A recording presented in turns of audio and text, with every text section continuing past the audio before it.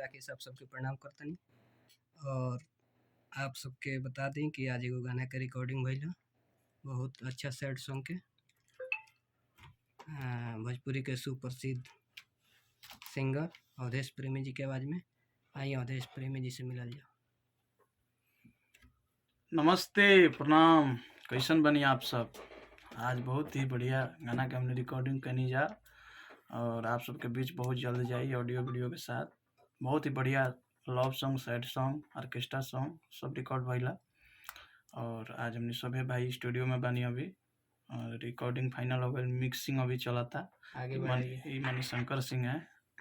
नमस्कार, प्रणाम। रिकॉर्डिस्ट। हमारे बहुत ही बरान संग हुआ है और बहुत जल्दी धमाका होके अलावा फिर और ब्रिजेश और ब्रिजेश बिहारी जो नमस्कार, गाना के प्रणाम। राइटर। हम ब्रिजेश बिहारी और सब कोई मिल के बहुत अच्छा गाना रिकॉर्डिंग कर रहे हैं। हम लोग मिक्सिंग हो रहा है, तो आप लोग जिस तरह प्यार दुलार देते हैं हमारे अवधेश भाई को, उसी तरह ऐसा ही बनैले आगे रही भी बनौले रहिए।